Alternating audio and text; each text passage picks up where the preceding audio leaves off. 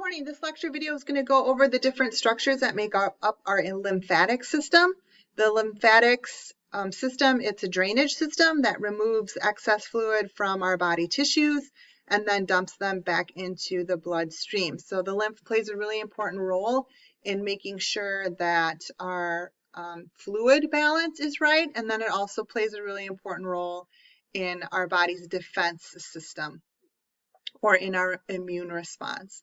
So when we look at the different structures that are involved within the lymph system, we have two major lymph organs, and that's the thymus and the spleen, and we'll talk about those here in just a second. And then we have lymph nodes that are going to be located all over your body. Now, even though lymph nodes can be found everywhere, we do have certain areas where there is a concentration of lymph nodes. So the concentration or the big clump of lymph nodes in your neck is called the cervical lymph nodes. Those ones are the ones that a medical practitioner will kind of feel if you're going in and not feeling well, to see if maybe you have an infection, because they'll get inflamed. Moving on down, there is a bunch of lymph nodes underneath your armpit or in your axillary area, also in the mammary glands. Cruising on down below, we have a concentration of lymph nodes in the lower back or the lumbar region, in the hip region or pelvic region, in the groin region, which is the inguinal region, and then we have lymphatics that are also going to be found in your lower legs or in your lower limbs. And then, like I said, we have thymus and the spleen, which are two specific lymph organs. The thymus is an organ that is in the chest, right behind your sternum or your breastbone. And this is going to be a part of your lymphatic system in which a whole bunch of T lymphocytes grow and then play an important role in your immune system, so producing those T cells. Your thymus, or that was your thymus, your spleen is going to be located a little bit down below that and off to the side. Your spleen, it plays a really important role in regards to your red blood cells or your erythrocytes and in the immune system. So basically its job is it removes old red blood cells, and then it also holds a reserve of blood, which can be really valuable in case you are you going into shock or you've had a lot of blood loss. Then the spleen has this reserve of blood that it can use.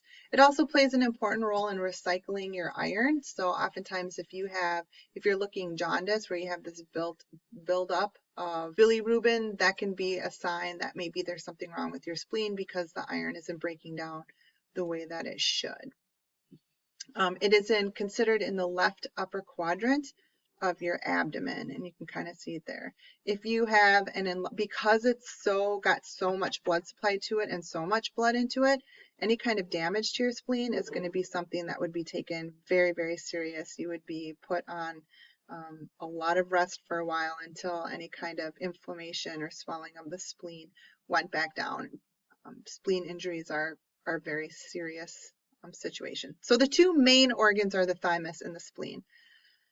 All the rest are going to be lymph nodes, and lymph nodes are going to be small structures then that are going to basically filter the different fluids in and out of the body. So here's a picture and a diagram of kind of how blood is going to flow through a lymph node. So fluid will actually come in through these lymph vessels. So this whole structure is a lymph node. Most lymph nodes have 4 or 5 what we call afferent lymph vessels, and this is where fluid, or which we call lymph, this lymph fluid is going to enter into the lymph node. And then as you'll see, like the kidney inside the lymph node, it's divided into a cortex, which is kind of this outer portion, and a medulla, which is this middle portion. So that lymph will then flow through the cortex and then down into this midsection here, which is the medulla. And then all of the lymph will exit, and at this point it should be cleaned and filtered. It will exit out 1 efferent lymph vessels.